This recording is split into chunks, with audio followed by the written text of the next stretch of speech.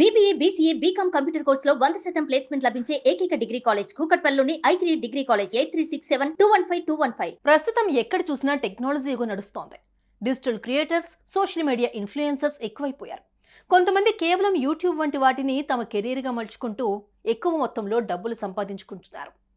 ప్రేక్షకులను ఆకట్టుకునే విధంగా కంటెంట్ క్రియేట్ చేస్తూ లక్షలు సంపాదిస్తున్నారు. అందుకు యూట్యూబ్ ఎంతో ప్రోత్సాహం అందిస్తూ ఉంటుంది.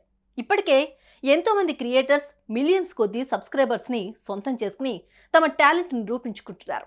అయితే ఓ వ్యక్తి మాత్రం తన టాలెంట్ చూపిస్తూ ఏకంగా యూట్యూబ్నే బురిడి కొట్టించి కోట్లకు కోట్లు దంటుకున్నాడు. ఇంతకీ ఆ వ్యక్తి చేసిన పనేంటో తెలుసా?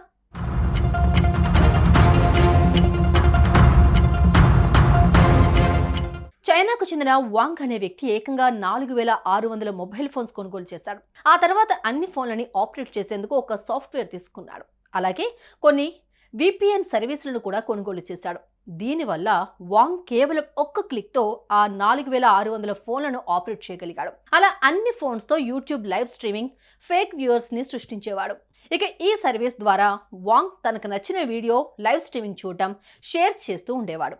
అలా కేవలం 4 నెలల వ్యవధిలో ఏకంగా 3.5 కోట్ల రూపాయలు సంపాదించుకున్నాడు. అయితే అతను ఈ సర్వీస్ని యూట్యూబ్ ఛానల్స్లో లైవ్ స్ట్రీమ్ చేసే వారికి మాత్రమే అందించేవాడు. అలా చేయడం వల్ల వారికి లైవ్ స్ట్రీమింగ్లో ఫేక్ బూస్టింగ్ లభిస్తుంది. ఆ విధంగా డబ్బు సంపాదించడం ప్రారంభించాడు.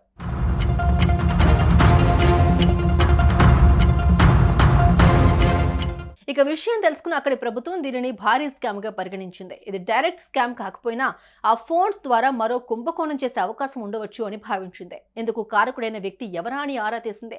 సుదీర్ఘ విచారణ తర్వాత ఎట్టకేలకు మోసాలకు పాల్పడుతున్న వ్యక్తిని గుర్తించారు పోలీసులు. ఈ క్రమంలోనే ఈ స్కామ్ కు పాల్పడిన వాంగ్ అనే వ్యక్తిని అదుపులోకి తీసుకున్న పోలీసులు కోర్టులో హాజరుపరచగా అతడికి ఏకంగా 15 నెలల జైలు శిక్షతో పాటు $7,000 జరిమానా కూడా విధించారు.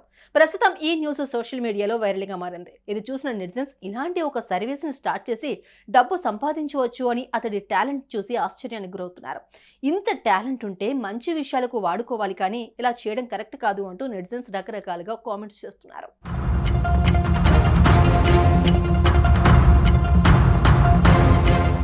మొత్తానికి యూట్యూబ్ని కూడా బాగానే బురిడి కొట్టించి కోట్లయితే సంపాదించాడు. కానీ చివరకు తప్పును ఎక్కువ రోజులు దాచలేక జైలు పాలయ్యాడు. దీనిపై మీ అభిప్రాయం ఏంటో కామెంట్ చేయండి. సుమన్ టీవీలో మీ పర్సనల్ అండ్ బిజినెస్ ప్రమోషన్స్ కోసం కింది నెంబర్కి కాంటాక్ట్ చేయండి.